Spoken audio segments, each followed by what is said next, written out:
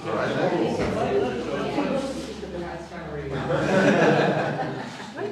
morning, everyone. I don't know if I expected a reply. I'm not in school, sorry. Good morning. I hope you slept well. I enjoyed dinner last night and breakfast this morning. So welcome to our final day. A few housekeeping things. I hope everyone has checked out of the room. Everyone needs to be out by 10 a.m. As well and put their bags somewhere else. There might be a few people coming. People might still be sorting out the room, so a few folk might join later as we get going this morning. That's fine. Slight change in rooms. So our AGM, which I know for most people is the highlight of the whole conference. You can't wait for it. It's at 1:45. It's going to be in here. Because it's better Wi-Fi signal or Zoom link or something. So back in here for 1:45. And it also says members only. Chair's privilege, I'm scrubbing that. Anyone can come. But if you're not a member, you can't vote as well. But anyone's due to come to find out more about what we do. A number of you, I'm delighted, are interested in joining the committee as well. So do make sure you're here if you're not a member yet as well, or become a member before so you can vote. So that's at 1:45 back in here. So it's my absolute delight to introduce our fifth keynote.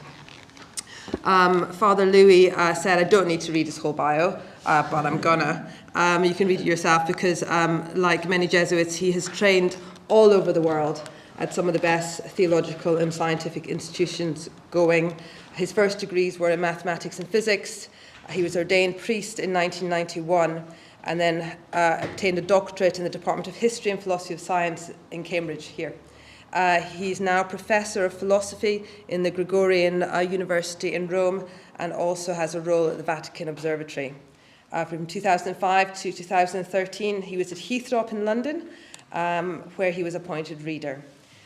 From 2014 to 20, he served as Dean of the Faculty in Rome, and in 2020, he was a holder of the St. Ignatius Loyola Chair at Fordham University over in the States. His current research deals with the interaction of science, philosophy of nature, metaphysics, and the philosophy of religion. His title is Future Togetherness, drawing inspiration from Teilhard de Chardin. Well, Louis, thank you so much for joining us. We look forward to hearing from you. Thank you.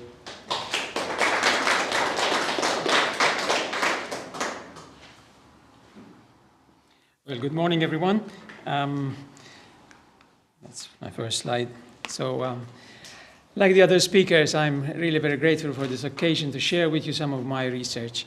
And great thank you to the organizers, of course. Excellent venue, excellent organizations. Thank you very much. I'll be very happy, of course, with any comments and questions. And you may realize that I will be touching a number of points that have already been coming up in various talks before me, as usually happens at the end of a conference. I was always kind of apprehensive, about what people may say before me. My title, Future Togetherness.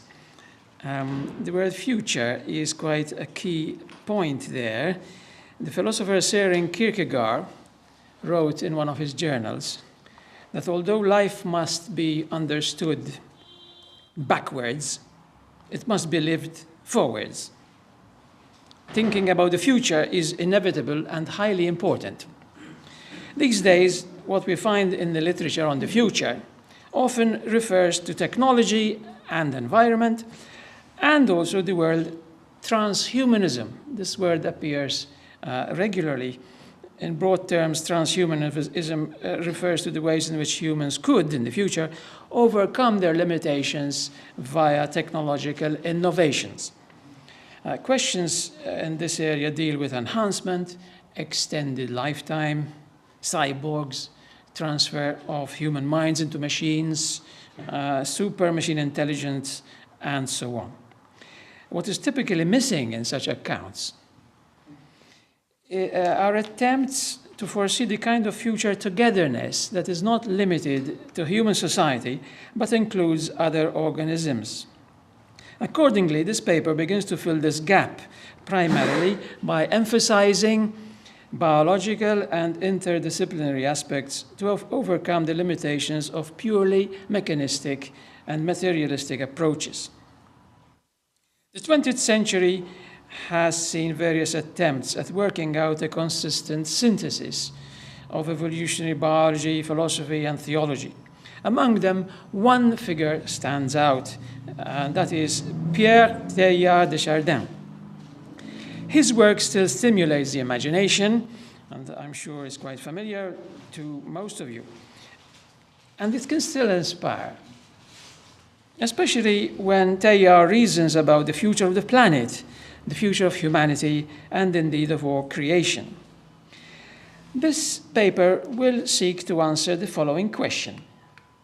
What is the most plausible way of developing Teilhard's view of the future of humanity, and how can we thereby articulate a kind of future togetherness that is not limited to human society?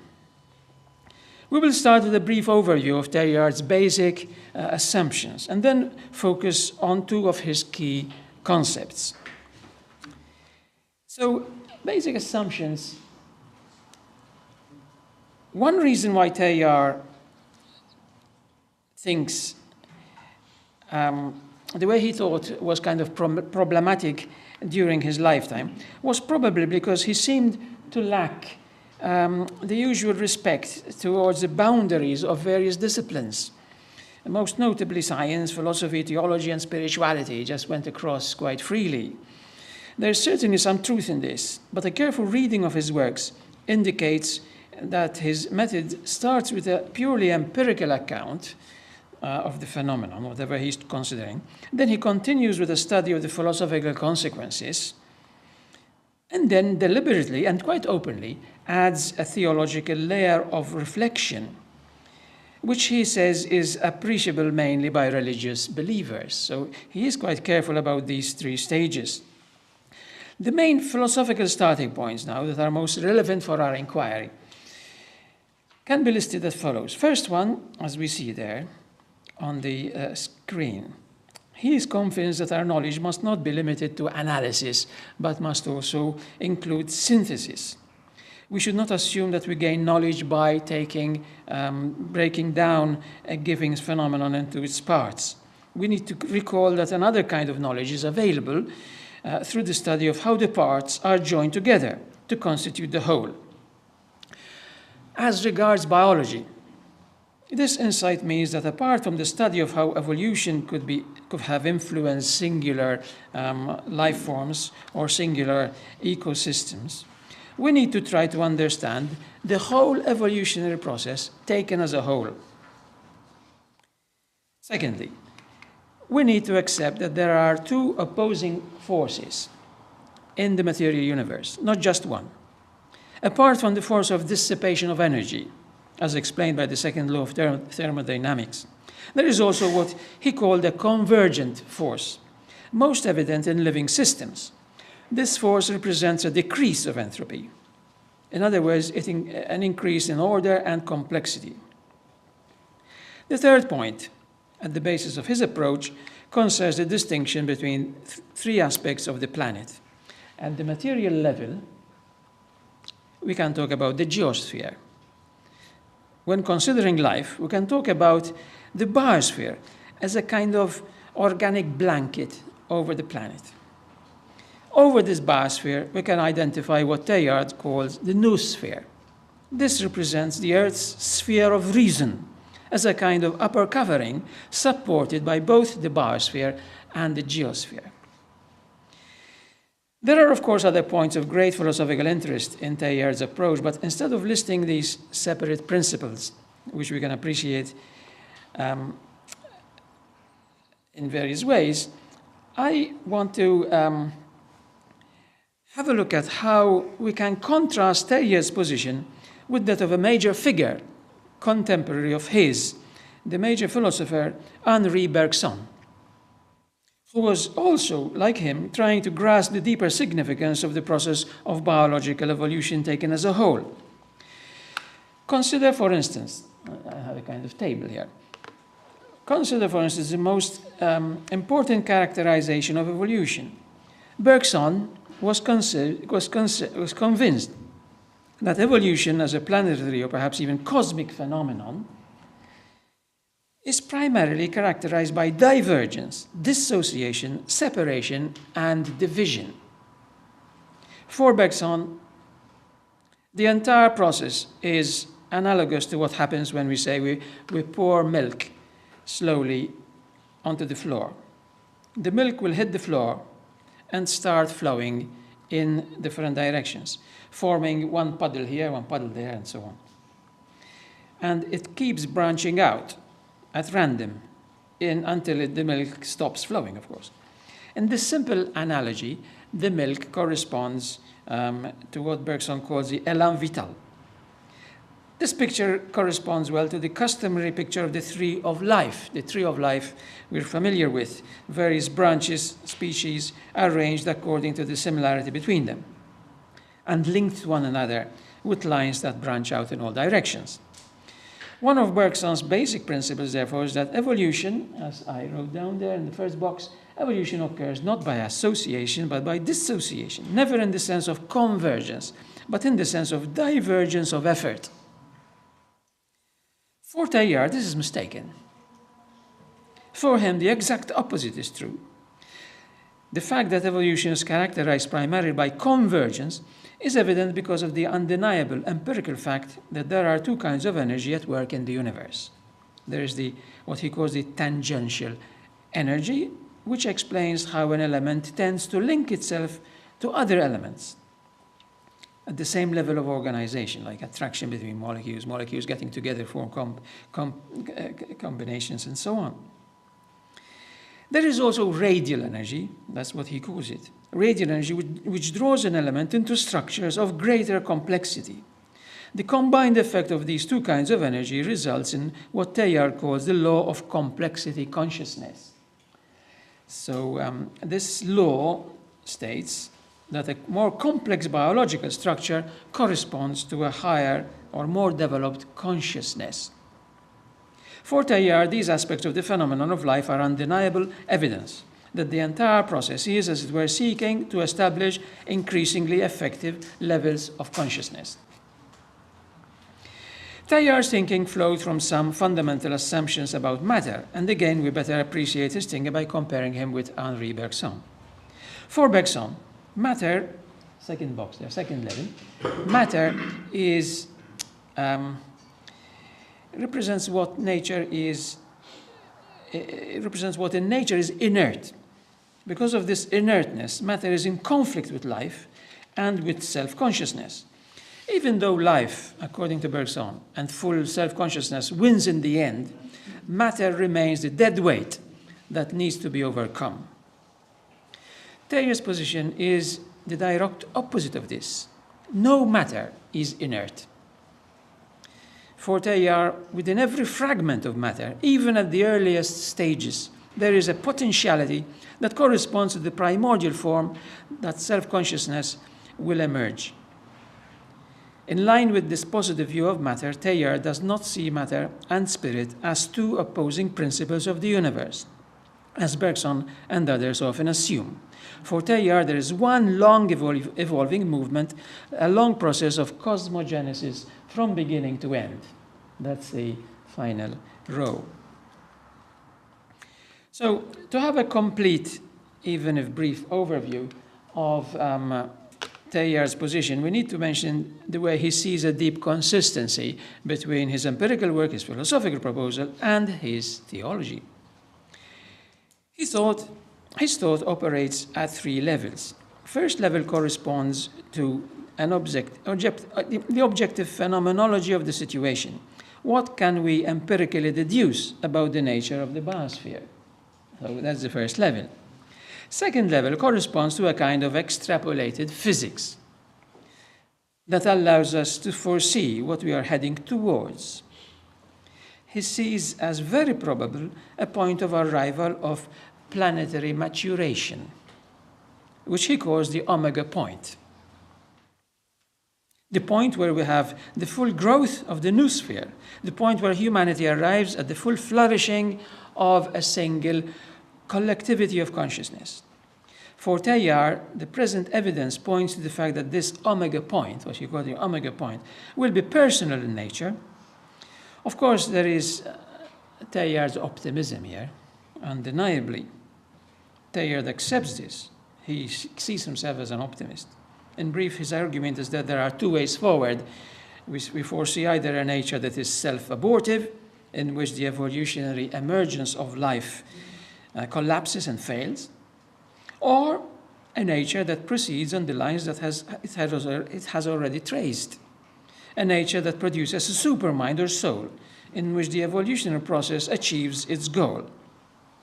Teilhard, of course, favors the latter option. Then there is the third level.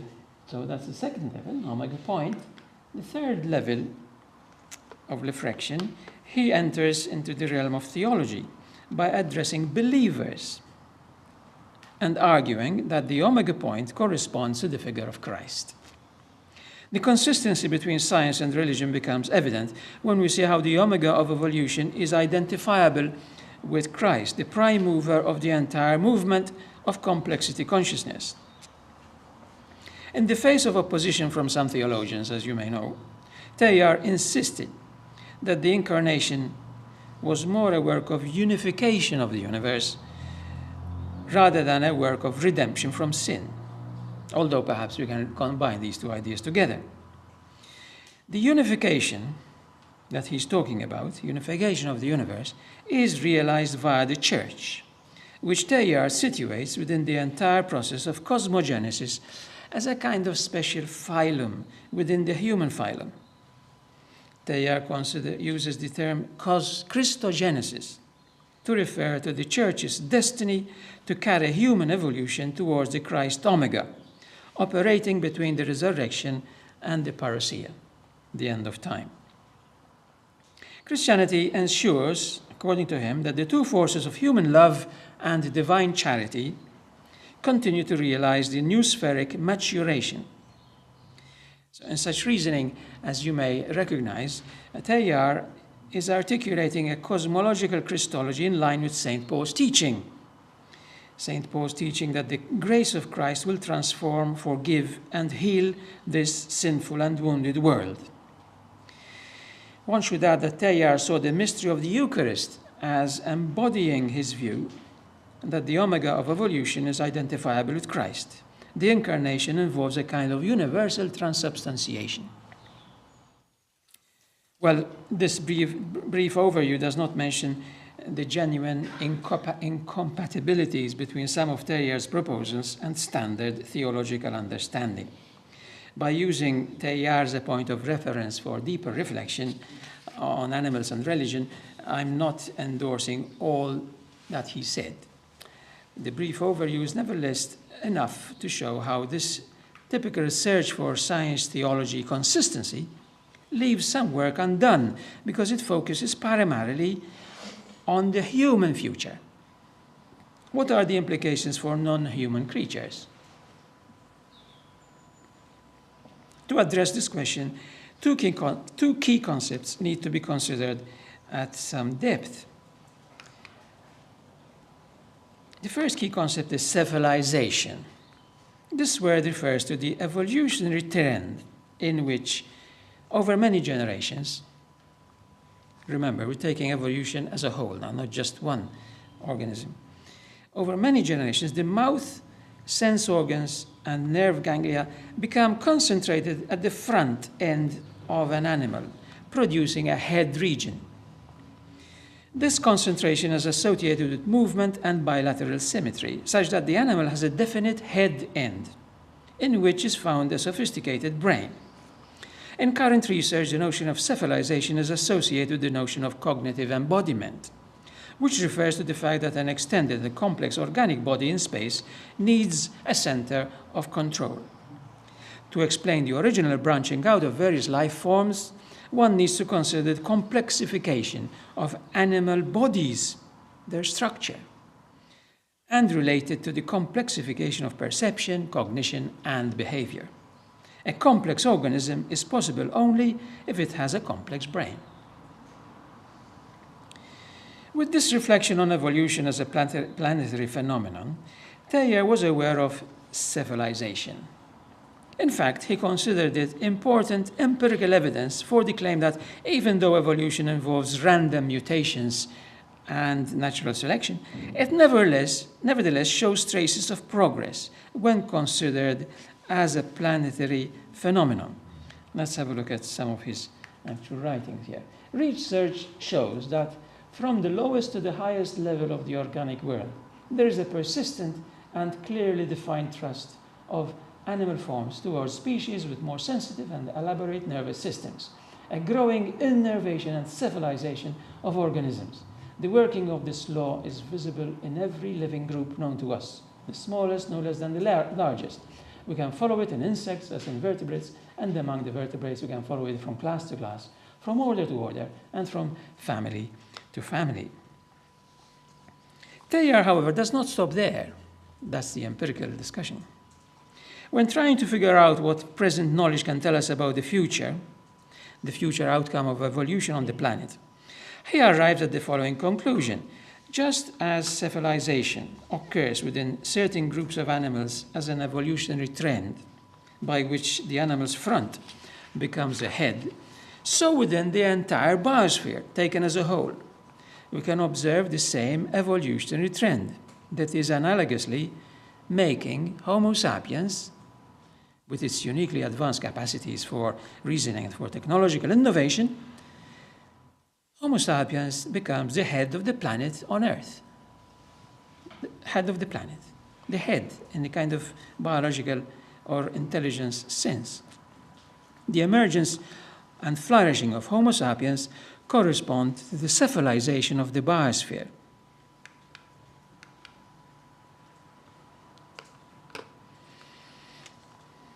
In the sense that the direction of evolutionary development lies now in the hands of human beings.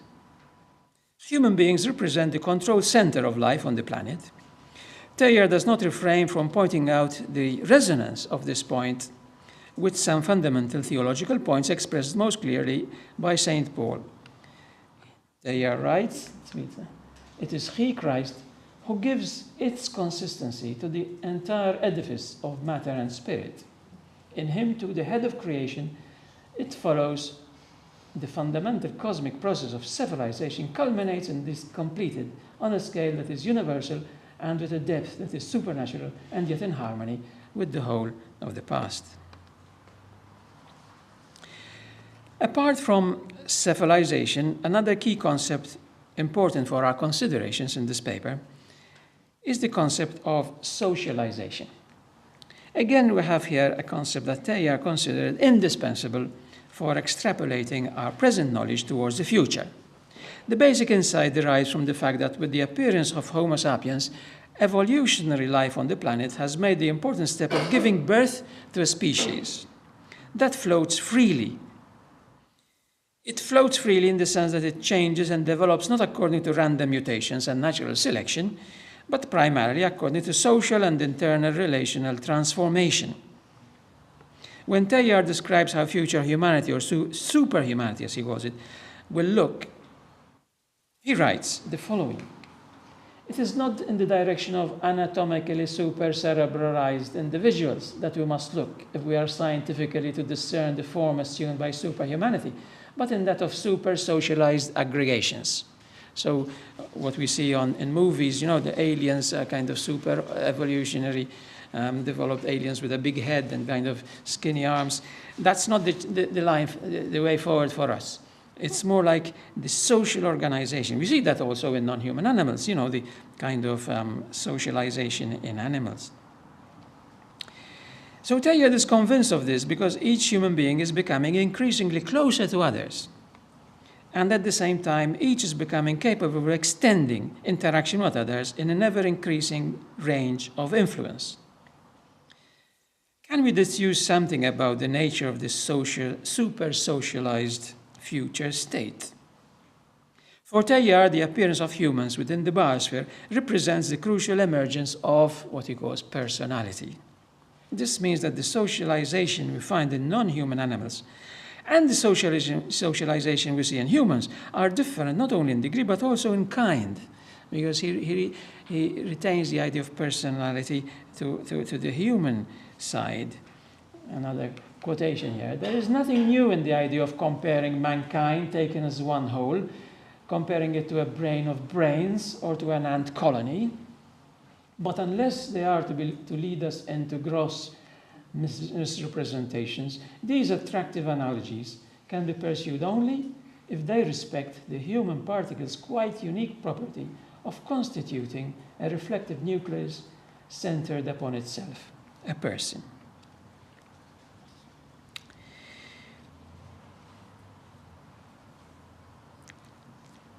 So, Teilhard is here arguing that once personalization has emerged at a certain point within the long sweep of evolutionary history, it is there to stay. It will not be sacrificed for any future development. Could this emphasis on socialization tell us something about the best way forward regarding politics? Again, jumping from one discipline to another, as you see. Teilhard was dealing with these questions at a time when the world was undergoing traumatic political turmoil. Major political systems, communism, democracy, fascism, they were confronting each other not only ideologically but also physically during the Second World War. For Teilhard, the evolutionary basis of life and the emergence of the noosphere offer undeniable evidence for the claim that the genuine flourishing of socialization is one that secures the infinite value of the person. Hence, one cannot simply construct a future on the model of an organism in which each cell loses its early pluripotentiality and eventually becomes specialized in total subservience to the organism. Nor should we use the model of social insects, in which a high level of socialization results from different instincts that literally transform individual members of the colony and makes of them instruments for the efficient functioning of the whole. In political terms, therefore, we should not conceive of human super-collectivity in a way that requires the total subordination of the individual under the will of the state. This is how another way of saying it, in his own words, in the case of man, therefore, super-socialization can only mean super-personalization. In other words, it ultimately means, since only the forces of love have the property of personalizing by uniting sympathy and unanimity. Well, now, that's enough, I think, about Teilhard. Let's consider some open questions. As is well known, of course, Teilhard's work left various open questions that were the cause of discussion and consternation for many generations of scholars and scientists after him. One of the less discussed questions concerned the relation between cephalization and socialization.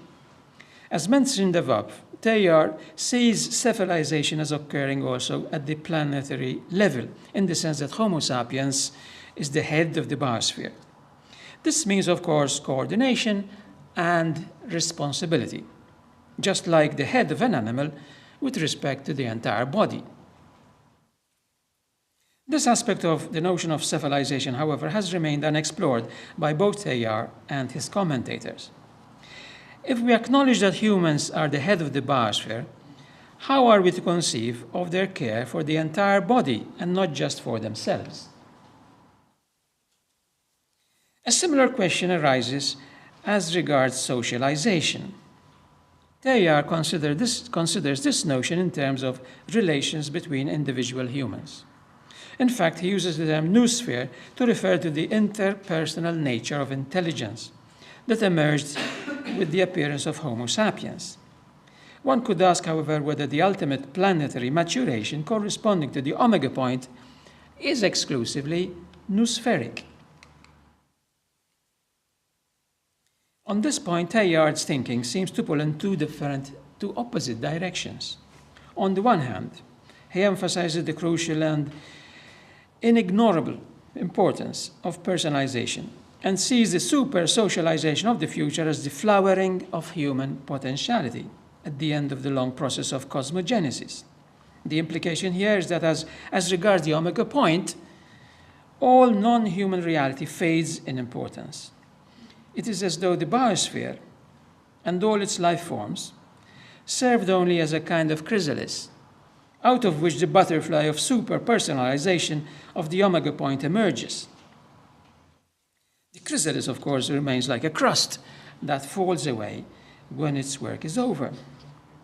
Hence, the omega point is exclusively, on this view, exclusively noospheric. On the other hand, however, Teilhard often repeats, especially in his more theological works, that what he is trying to articulate is an evolutionary version of the cosmic Christology that we find in St. Paul and in the prologue of St. John's Gospel. He is thus engaged in articulating the idea that the redemption of Christ is not limited to humans, but includes, in some way, the entire creation, presumably animals and plants as well. This line of reflection, therefore, seems to indicate that for Teilhard, the omega point is not exclusively noospheric. These open questions and divergent interpretative possibilities invite us to explore this area further and see whether it is possible to articulate an idea of future togetherness that goes beyond human togetherness. What are we looking for? What we are looking for is an account that includes not only the idea of the biosphere, having a head, and the idea that the future lies in the direction of socialized personalization, but also the imperative for a broader kind of socialization that includes all life forms. Is that possible? So, let's move on here. The most plausible way forward is to propose an acceptable account of how we see planetary maturation involving a kind of flourishing of humans that includes the flourishing of other animals and indeed of all the planet. The question, therefore, is the following: how can we bring animals on board? Teilhard's proposals have thrown invaluable light on the idea of cosmogenesis, anthropogenesis, and Christogenesis, but they have left much unsaid about non-human animals. To proceed correctly, we need to avoid the simplistic idea, of course, that all animals will go to heaven. This proposal would certainly ensure that planetary maturation includes animals. It nevertheless remains unacceptable insofar it does not properly reflect the obvious differences between human and non-human animals and the differences between non-human animals themselves, especially as regards cognitive and semantic capacities. The challenge, therefore, is to articulate an idea of planetary maturation that is indeed inclusive of non-human animals, but inclusive in the right way.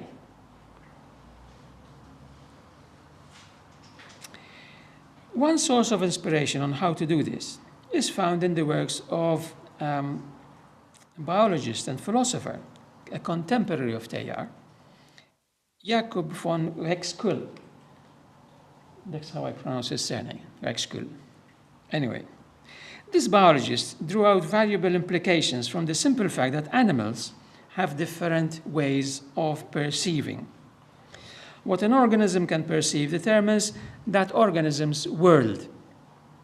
Hence, to each animal there is a corresponding world, which Uexküll called the animal's Umwelt. The Umwelt is surrounding world, of course, in German. When seen from this perspective, all organisms appear as subjects in the sense that each has its way of registering the surroundings and thereby constituting its world.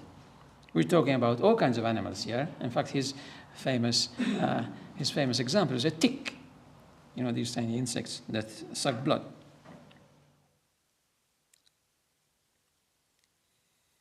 So what the animal perceives, often from different senses, is brought together in a single project, the project of surviving.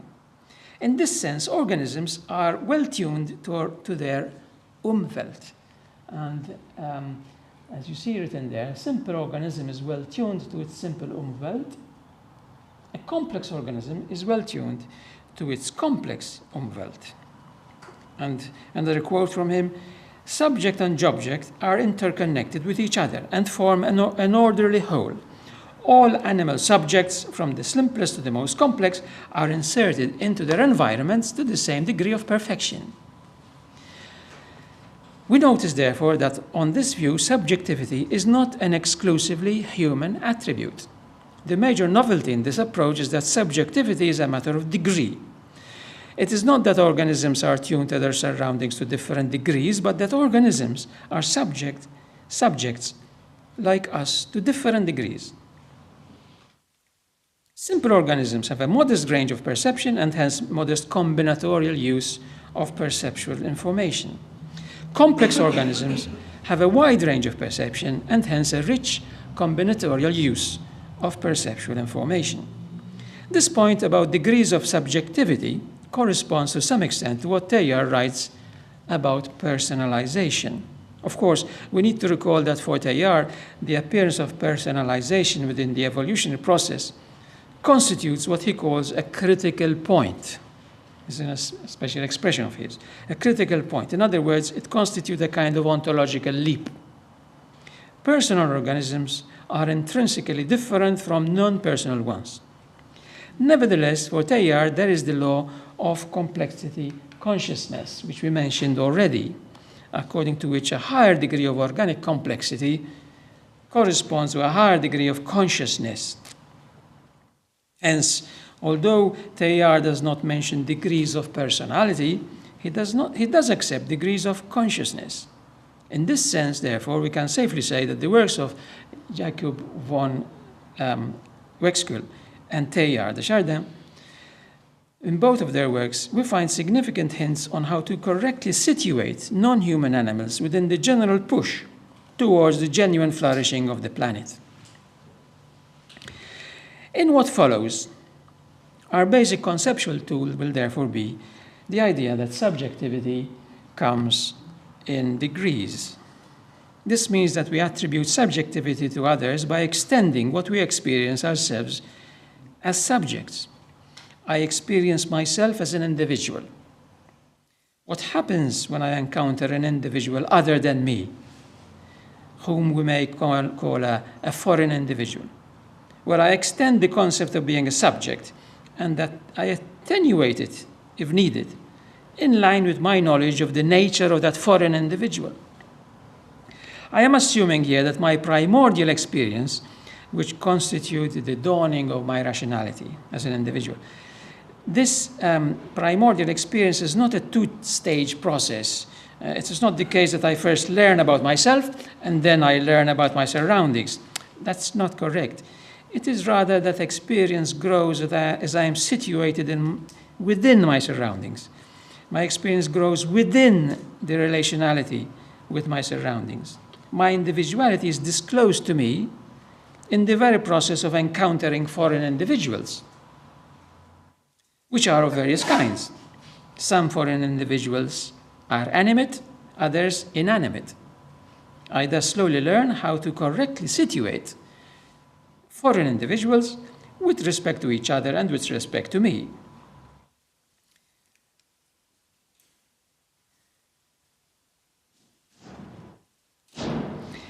These simple phenomenological reflections indicate that although we attribute subjectivity to other persons spontaneously, when dealing with each other as persons, and thus considering them humans like us, whom we can understand and with whom we can empathize, this attribution can sometimes become dubious in very strange, of course, situations. Perhaps maybe with the advance of robotics, the issue can cause concern. I don't know. For instance, people talk about old people's home, retirement homes in Japan, where humanoid robots assist patients. Well, there can be cases when we are not sure whether the foreign individual we encounter really has the full subjectivity that we enjoy ourselves.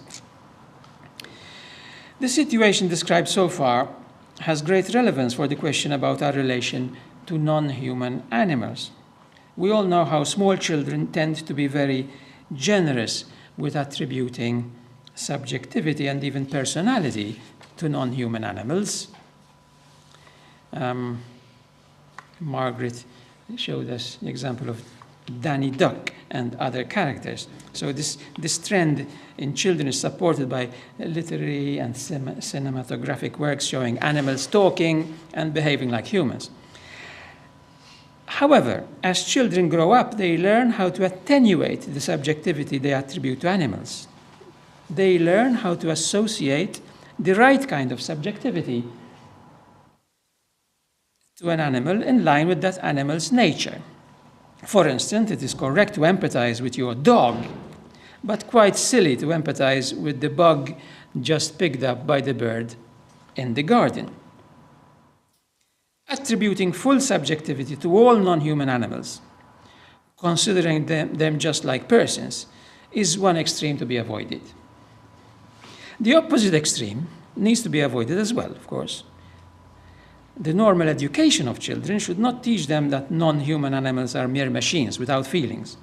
It should not oblige them to desist completely from attributing subjectivity beyond the human realm. It should not teach them that non-human animals, there is no degree of subjectivity whatsoever. So these arguments are all cogent and they need hardly any justification.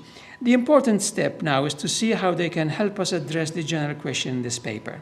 The task we set ourselves was to articulate an idea of future togetherness that goes beyond human togetherness, an idea that involves a broader kind of socialization to include all life forms. We humans enjoy the dynamism of planetary maturation at the level of the noosphere. No doubt about it. It's part of by definition. If we accept the imperative of bringing animals on board, we need a way of including them within this noospheric dynamism. In other words, we are envisaging a future in which there is feedback from the noosphere back into the biosphere and even to the geosphere. Maturation is not a one-way process. In some areas of environmental studies, we talk about anthropization. Anthropization. This refers to the way the environment is transformed by human activity. This idea corresponds to some extent to what I'm trying to articulate, but the kind of anthropization I want to highlight is not selfish, but generous. Of course, this kind of anthropization, which corresponds to bringing animals on board, does not mean changing their genome to make them rational like us.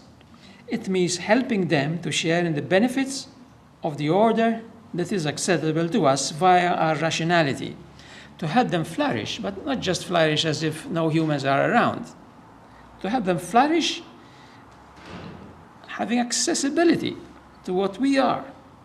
Each species is to share in this order according to its nature and possibilities.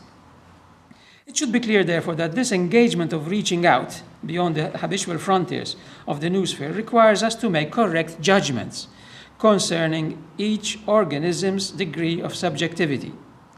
We certainly need to avoid the two extremes already mentioned, because it will distort our outreach if we take all animals to be persons. And it will distort our outreach just as much if we take all animals to be non-subjective entities like stones or machines. At this point, those familiar with ancient philosophy will probably recognize that my reasoning in terms of two opposing extremes is reminiscent of Aristotle's famous account of the nature of virtue. A virtue, according to Aristotle, this is like philosophy 101, is the point between deficiency and an excess. For example, courage.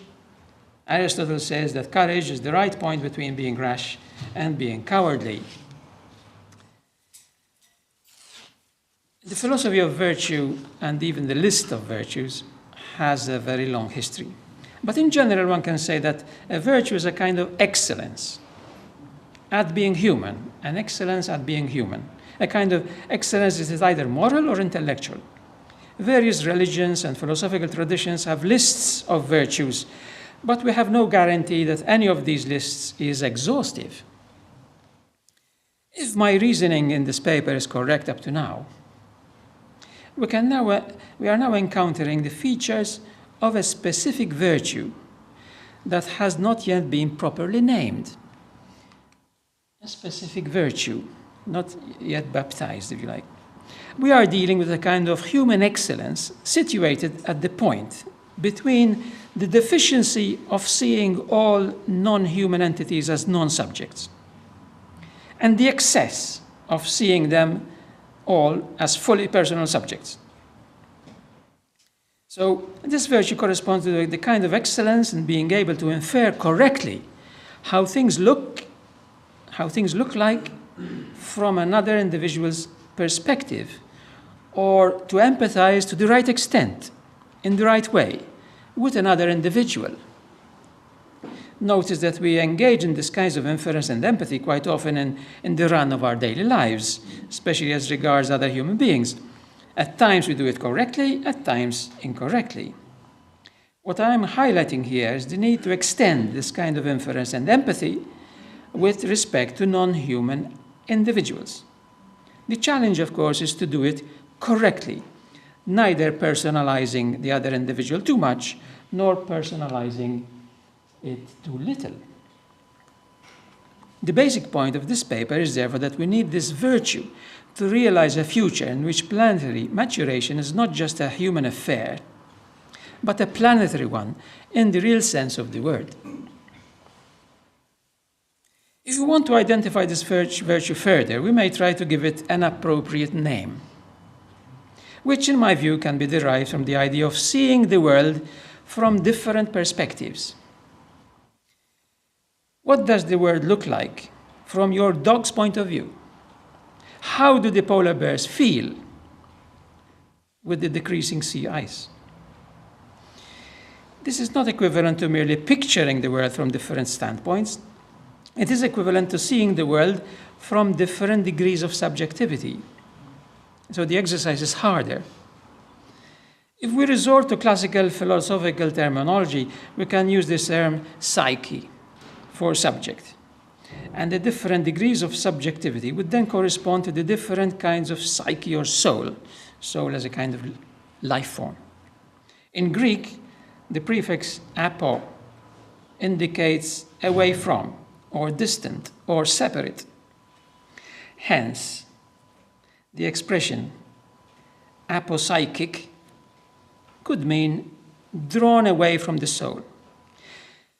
Well, my proposal is that we can therefore define an apopsychic person as one who excels in determining how the world looks or feels from a perspective other than his or her own. Apopsychic person, nothing kind of supernatural here, just a matter of extending what we do between ourselves, but extending it further. And of course, the virtue we're interested in, we can call apopsychitude, if you like.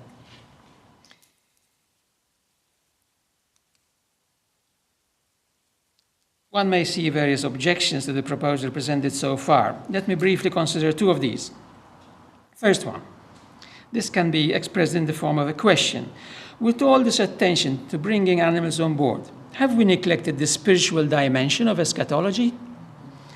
Have we arrived at a purely materialistic version of the universe? Of the future, sorry? The future togetherness described in this paper is not a reduced but an enhanced version of what Teilhard refers to by the term socialization. It may be useful to recall that the kind of collective rationality that is being proposed here involves a kind of attenuated version of the divine attribute of omnisubjectivity. Now, this word, omnisubjectivity. Omnisubjectivity,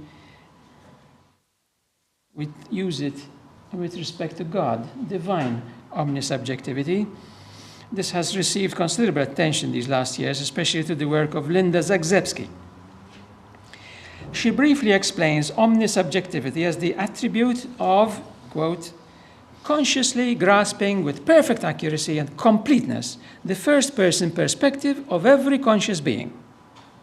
God has this attribute as a consequence of omniscience. We humans have this attribute in an attenuated way. The parallel with knowledge in general is helpful. God is omniscient. We humans, even though finite, do have the faculty to acquire knowledge, but not of everything. The same can be said of omnisubjectivity. God has the attribute of omnisubjectivity. Humans, even though finite, have the faculty of correctly grasping the first-person perspective of a conscious being. Not completely, but to some extent. When this grasping is excellent, the person can be considered virtuous in the sense of being, in my vocabulary, an apopsychic person.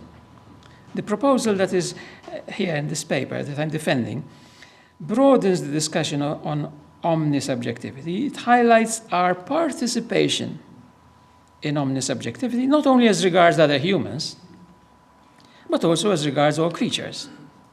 It should therefore be clear that the proposal does not neglect the spiritual vocation of human beings. On the contrary, by enlarging the horizon of planetary flourishing to include all creatures, it draws new light on the way human beings can participate in God's providential care for all creation. A second objection, and then we conclude. This second objection could be that the proposal describes the requirements for a more inclusive future in terms that are too general. The proposal highlights the need for people to be apopsychic, but it says very little about how to deal with concrete cases. Should we attribute legal rights to chimpanzees? Is it correct to have religious burial rites for dogs? What is wrong with exterminating the entire species of the screwworm fly? Should we really feel sorry for polar bears, or should we rather let Gaia take care of the situation? The objection puts a finger on a genuine weakness in the overall proposal sketched here in this paper, because what the paper offers are only very general guidelines. The primary one being that we conceive of the future togetherness in terms of a collectivity of all kinds of subjects. To achieve this, we need to correctly judge the degree of subjectivity of the various organisms that constitute the biosphere, in line with our best empirical knowledge, of course, regarding their nature. What does this mean for concrete cases? There is still a lot of work to be done. A good start, I would say, would be to recall the considerable literature on how to grow in virtue, on how to form a morally good habit, retaining it until it becomes second nature to you, and on how virtuous mentors can be useful in teaching you virtue. This literature can certainly be a good source of inspiration for further exploration on how to become an apopsychic person, but I will try to address this issue in another paper, of course. For now, we can be content with the modest results achieved so far. We have reviewed Teilhard's position on the future of humanity, especially his way of emphasizing cephalization and socialization. We have extended this view by proposing an inclusive account of planetary maturation that is not limited to the noosphere. For this to be possible, we need to become good at correctly figuring out what the world looks like and how it feels from someone else's viewpoint. We need to acquire the virtue I called apopsychitude. The main point of this paper, of course, does not really depend on whether we can name the required virtue or not. The main point is that for future togetherness to be inclusive, we need to be good at recognizing the correct degree of subjectivity of all members of the biosphere. And to do this, we cannot let our emotions run away with us. We must resort to all that science can teach us about the nature of each species and indeed about the nature of each ecosystem. The challenge is considerable, but it cannot be ignored. Thank you very much for your attention.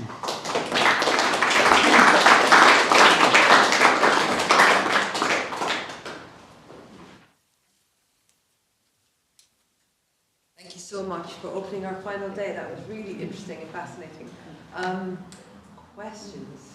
Thank you. Interesting presentation. I just have a suggestion or a comment. Your suggestion reminds me the work of Whitehead, according to which he played an important, he underscored the role of experience and consciousness is a part of this. So experience can be for creatures, but of course this consciousness grows. So I don't know whether you had an idea that there could be a help there. But my question is more, because I'm always skeptical of notion like Christogenesis, because it reminds me of Hegel, and this risk of the immanentization of God that become immanent, whether this transcendence is already there, or is it just becoming through evolution, or was it already there? You didn't mention the word transcendence, so I would like if you could address this issue, so that Teilhard thought doesn't risk to be heterodox. Okay, let's start with Whitehead. Whitehead is one of the many people in the 20th century who engaged in this question, like Teilhard, and there are others who try to, as it were, re-articulate our thinking in a way that is different from the rather reduced mechanistic worldview. So certainly there are parallels. Whitehead may be a bit too extreme when compared to this view here, because if you notice, I kept experience on the side of living things.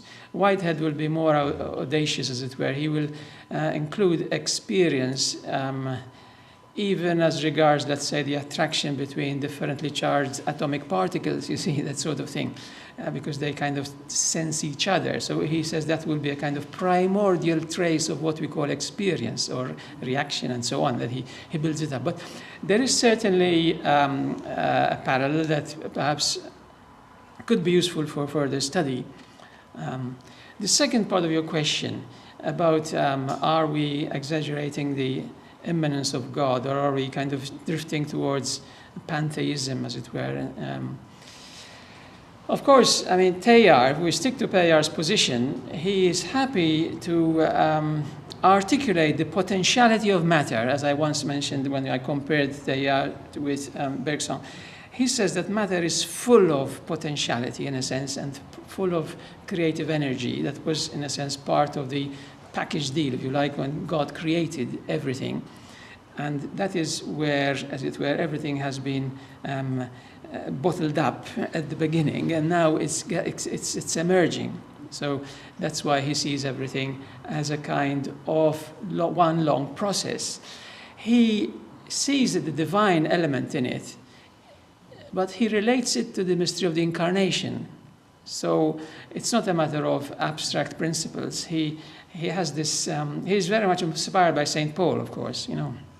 Some of those passages in the major Pauline theology where Christ is considered the head of the universe, for instance, the idea of head, and everything is unified in Christ.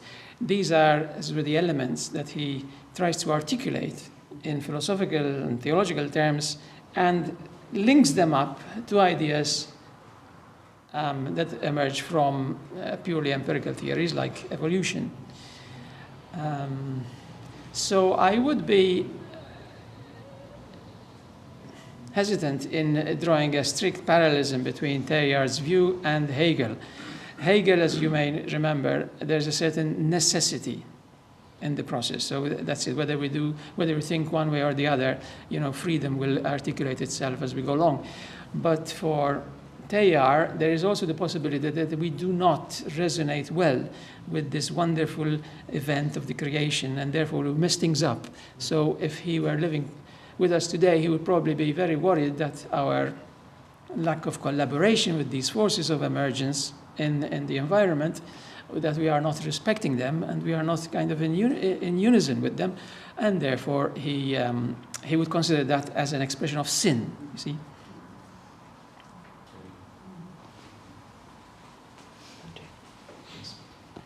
Thank you very much for a very balanced, cautious approach, which I really appreciated. There's a lot been written on animal theodicy and animal subjectivity. I'm thinking of J. McDaniel's God and Pelicans. And could you comment on the relevance of that to your work? Well, I mean, I would situate it in my overall proposal because, as I said, I would see the whole area as needing a kind of intelligent and responsible judgment on how you situate the various animals, pelicans, dogs, insects. So if we're talking about all animals going to heaven, I would say it will be an exaggerated proposal. If we say that they are all just machines, and remember, that's not something that we may assume that is obviously wrong, but I mean, if you read the life of Claude Bernard, the famous French doctor who, of course, is responsible for the discovery of insulin and so on. I mean, he was one of these. He just did vivisection without any concern whatsoever, because he considered that as the obvious way forward. So there are these two extremes. So eschatology, as we know it in a standard version, as we have it in Holy Scripture, anyway, in the Christian tradition, is a new creation. So what will there be? We don't have much data about it, just a few ideas. Because the more we know about the human body, for instance, as you may have read, I mean, we have as many cells that belong, I have as many cells that belong to me as there are cells that do not belong to me, all inside this body, or even more sometimes, it depends. But they are kind of, I'm happy to say that, up to now anyway, they're all happily collaborating together most of the time. So, in a sense, you see, if we are, in a sense, in a new state, the eschatological new creation, and there is a supernatural body, how can we reach out to understand that state? Now, so we have problems with just my body. And now if you want to extend it and say, what about that pelican? Would that pelican find itself in a glorified body as well? We have to admit we don't know much. And perhaps that's also part of God's will in a sense. God's will has ordained that our way forward in a spiritual life has to depend on faith, hope, and charity. Faith means, you have to believe even when it's dark. Hope means you have to jump. So you cannot, as it were, try to live a life where there's no faith and no hope. It's part of the dynamism of the spiritual life. These are some ideas that may indicate how I would address these issues. Thank you. Hi, thank you so much. I'm noting that the idea, or the sort of image of the cephalization, so Christ the head of the church, but so humanity, as you're using it as head of the rest of creation, especially animals, has also been applied in family life in ways that have changed. So whereas it did used to be, I suppose it is for some people, the idea that the husband must be the head of the family. We, out of biological knowledge and social knowledge, we interpret that a little bit differently.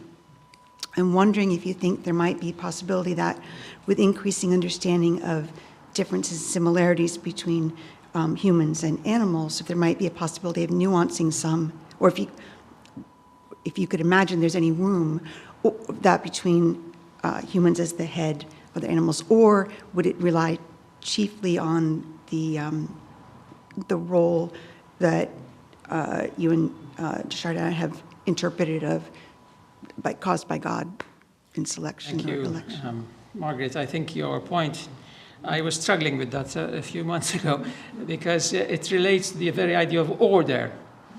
And the classic idea of order has always been in terms of a hierarchical, vertical kind of structure, which, I mean, we acknowledge in various situations. And that is why even politically speaking, the feudal system, monarchy, order meant, you have your boss and you have your subordinates, and you do your role in the various system. And the more harmony there is, the more you have order and the better it works.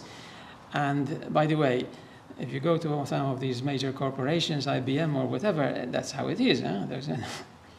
However, so should we look for other models? The one other model I was exploring, a model of order, is something that, as it were, again, bringing in some of the recent changes in politics, could we perhaps consider order in terms of a democracy? So, I mean, this is, again, you try to apply it to family life. But we have to be careful not to sacrifice order by proposing new ideas. So, in a sense, I'm afraid I don't have any experience of family life. I'm not married, so we need to perhaps try to articulate a kind of order that is perhaps responsible vertically and acknowledging a certain kind of horizontality, which I'm associating with democracy. Could we see this also as regards humans and other species? And I think we could, in the sense that as we are, as even I try to express, we are not imposing, we are dependent on animals in the sense of learning about their nature, learning about ecosystems. And the more we learn, the more overwhelmed we feel. I'm not sure about you, but sometimes I feel that the more we go forward, it's as if God is retreating, you know, and it's up to you guys now, you know, how the Earth, how the planet will function. And we are, as it were, discovering responsibilities on our shoulders that are, well, I never contemplated this beforehand, and I'm not sure that we have enough resources to carry the whole load of the planet now. I mean, we were never taught in these terms before. And people used to think about, you know, I'm responsible for this patch of land, which belongs to me, or at least to my country. But now, whole planet, my goodness, how can we deal with this? So I would say I would find it difficult to sacrifice the verticality of order. But on the other hand, I really acknowledge that there is horizontality as well, that there is a kind of, we need to be a genuine and responsible head. We need very much to be in line with what our subordinates, if you like, can teach us. This is the way I would tackle the issue.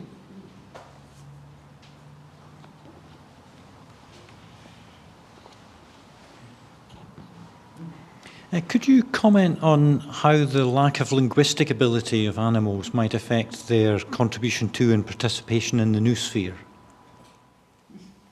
Well, certainly, I mean, the lack of linguistic abilities is an idea that needs to be analyzed a bit, because, as you know, animals have all kinds of signaling, and there are all kinds of new studies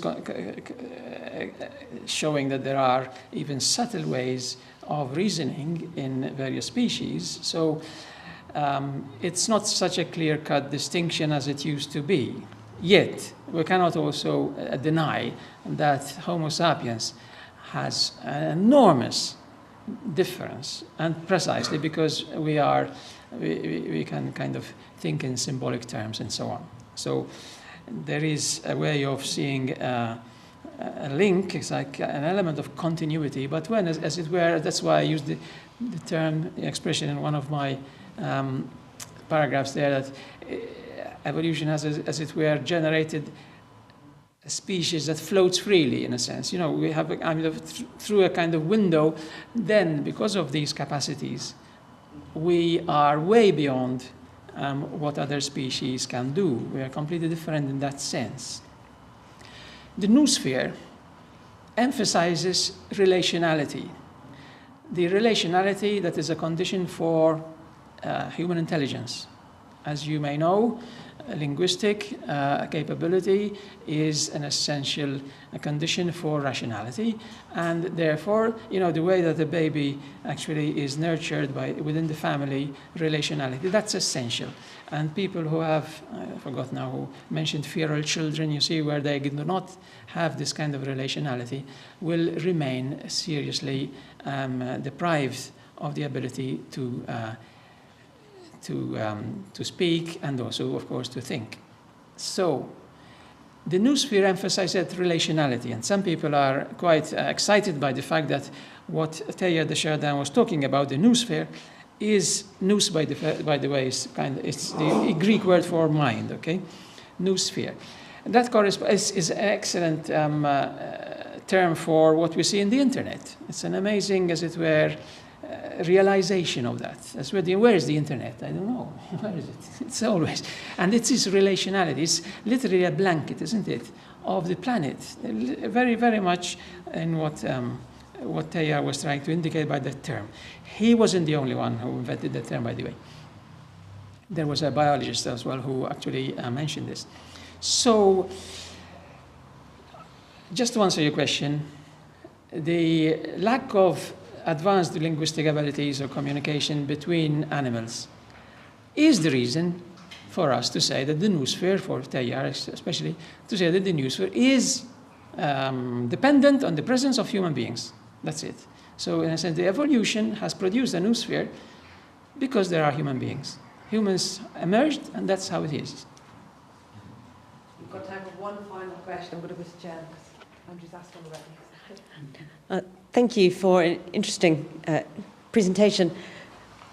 It seems to me that this idea of the kind of the future culmination of the universe depends a lot in Teilhard de Chardin's thinking on personality and personhood. So I wonder where you and he draw the line at that. Is it humans only, or is there some acknowledgement of non-human personhood in, for example, other primates, higher mammals, and at what level do you think that stops? Okay, now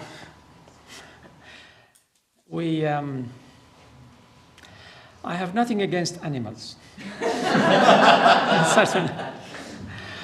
But the major idea here is to be generous correctly with our human attributes. So, I respect Teilhard's restricted use of the idea of person. He restricts personality to humans. In a sense, it's a choice of word. He could have invented a word, you see. This is what characterizes this kind of species. And we use person. But we shouldn't say that, so others are non-entities. And if we want to have a look at the continuity, then let's try some other concept. And what I'm proposing here, we use subjectivity as the common base, and then we have degrees of subjectivity. But we leave personhood to humans. Now, if we were to extend the idea of person to include dogs and chimps and perhaps, I don't know, elephants as well, and so on, we probably still need some concept to say, well, these are human persons. So we have to invent another term, as it were, to distinguish, because distinguishing is part of understanding. Let's not forget that. So I would restrict the use of person for our use towards the human side. And also because it's linked, you see, conceptually linked. Concepts are not just bubbles, they are kind of, it's a network, a semantic network. And the idea of person is linked to the ethical universe, to the political universe, to the legal universe, you see, rights and so on. And if you say that other species, some of them are persons, then you're bringing them into that category. And you have to, as it were, readjust the whole lot. Now, I'm not saying that I'm lazy, and that's the only reason. But you have to be careful about just being kind of, I want to be happy, or I want to be generous towards my dog, so I call him a person. I have a Christian name, I have a baptism, and I have also burial rights. You have to realize that each concept is related to various other consequences in other areas of our understanding. So I understand your point, your concern, and let us not forget, as I was saying yesterday, that this whole business of extending personality is not only towards the side of non-human animals. Now we have also towards of I mean, humanoid robots, what about them, you know? Shouldn't we also be generous and extend persons to intelligent machines? And so on. So we have to be, I mean, a bit more conscious of what is involved, what are the consequences, and what we really need for genuine and responsible understanding. Father Louis, I can feel the energy in the room rising. I feel this is a discussion that might continue going forward. Thank you so much for your presentation. Please join me in thanking Father Louis once again.